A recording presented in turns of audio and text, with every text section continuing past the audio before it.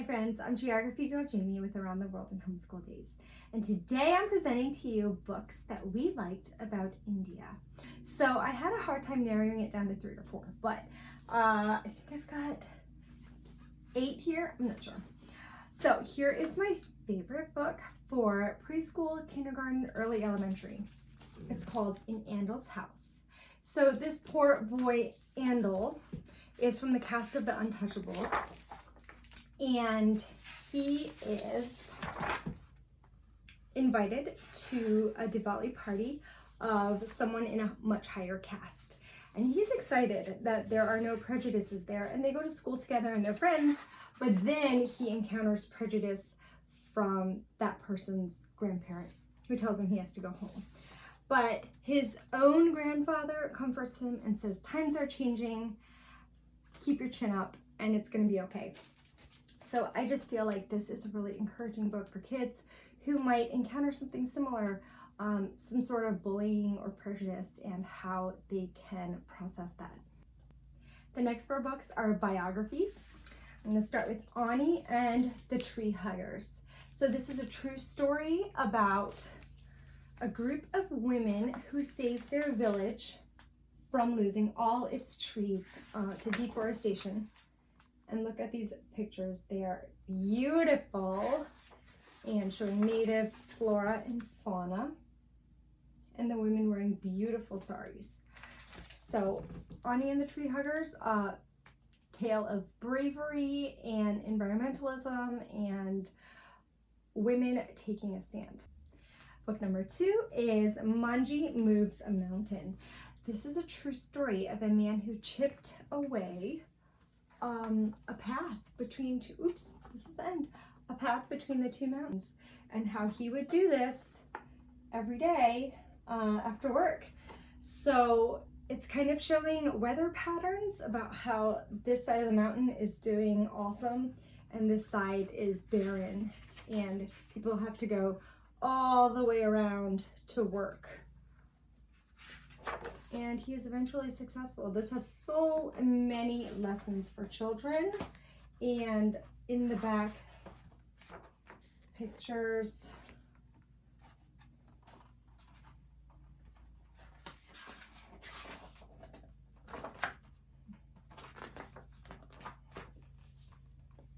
And in the back, there is the author's note telling the true story. And move your own mountain. What kind of mountain can you move to make things better in your community? Some children have designed a buddy bench on their school playground so that a child without a friend can sit on the bench and someone will invite the child to play. And then for more activities and ideas, go to this link, download a free curriculum guide. So this one's awesome. Okay, 3rd true story is called The Secret Kingdom, Nek Chand, A Changing India and the Hidden World of Art. So this one, first of all, talks about how the Muslims were moved to Pakistan, and the Hindu people had to be moved to India. So this was something eye-opening for us, part of the history between India and Pakistan. And then it's about how he took all these broken materials, brought them to a secret place, and then started to make art. And he did this for years and years and years. And then the public discovered it. The government wanted to shut it down, but people went to see it. It became very popular. And actual photographs.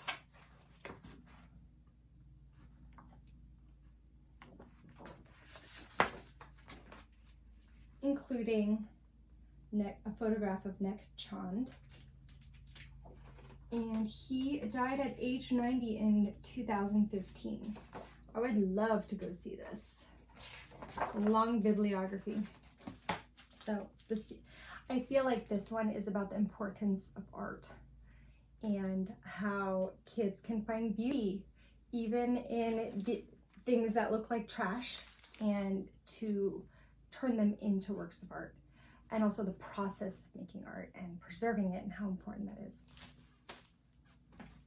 The last true story is Gandhi, A March to the Sea.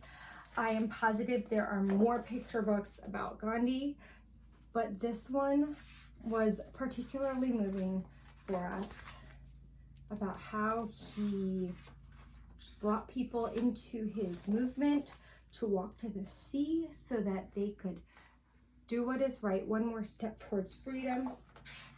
He tells Muslims, Hindus, and untouchables that they are different, but the same. India needs them all to work as one for freedom.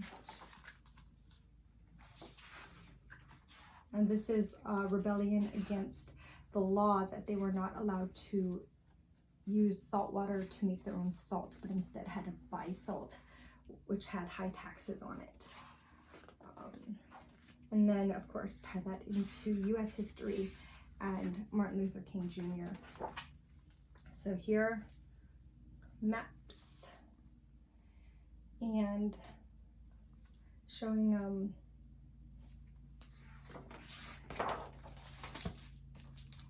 so that's about Gandhi. I don't know if you've heard of this mathematical folktale, but I have two versions of it here. One Grain of Rice and the Raja's Rice. And it is a mathematical folktale from India demonstrating how it's demonstrating exponential math. So at the end here, from 1 grain of rice to 1 billion. So if you double it every time, how many grains of rice? So I really like the tables in the backs of each book. Let me show you the other one. This one's a little bit older because it mentions the World Trade Centers, which my kids know about a little bit. The older ones know about it. And I like this one a little bit better because it tells you, okay, that much rice is like a wheelbarrow of rice, then we just double that. A festival hall, doubling that. Doubling palaces. So it's not just taking like the grain of rice, because it might be hard to understand the volume of 16,777 or sorry, what is that? 16,777,216 grains of rice.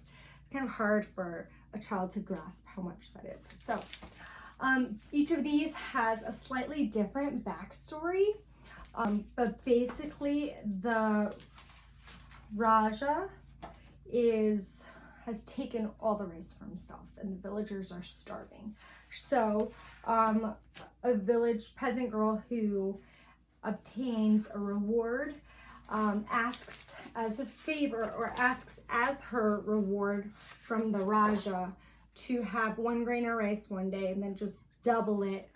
In this book, it's for 30 days. So you do get the visual here.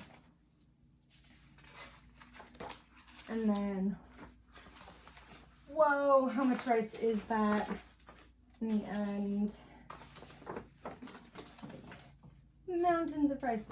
So my children, I read these back to back and then asked them to choose the story that they liked better, and they said they liked the Raja's Rice better. They just thought it had more of a backstory because it was something to do with the Raja's sick elephants, and then she came in and she helped the Raja's elephants. So it's a longer backstory. And also this story uses a chess or checkerboard. So she says on each one, double the grains of rice. And then by the second row, you can't fit it on there anymore. So he's saying just double the bowls of rice, double the wheelbarrows, double the cart loads. Anyway, these are both great for teaching kids the concept of exponential math. For elementary school chapter books, my kids enjoyed this one, Mango's Mischief and Tales of Friendship, Stories from India. So these are folk tales, and they have to do with being wise is this collection, and then this one, A Jar of Pickles and a Pinch of Justice is kind of a continuation. So it has lots of fun black and white pictures throughout. Short chapters, and each one is a story, but they're kind of linked as you go.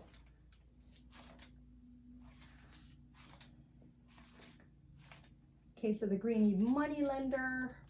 What is this one? Oh, here's the second half.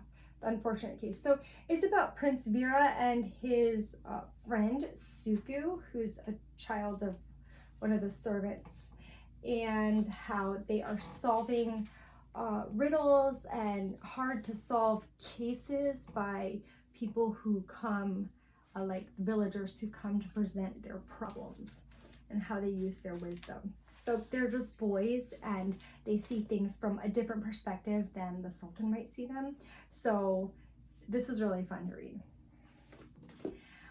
And this last one, which would be probably late elementary into middle school, is Gayneck, the Story of a Pigeon. So the pigeon's name is Gayneck, and this was the winner of the Newbery Medal in 1928, and it's about a carrier pigeon who was used in World War I. So here we have a Gayneck in the Himalayas on Gayneck's tracks. So you're getting a good dose of knowledge about carrier pigeons, how they were used in World War I, also the geography of India. Beautiful illustrations throughout. So Gayneck's story, let's see, Gayneck's training for war. Very interesting. So the Story of a Pigeon. I hope that was really useful for you and that you will check out some of these books. They were our favorites. And now I have the joy of bringing all of these books back to the library. I just love the library so much. So I hope you have a great day, a great study of India, and thanks for watching.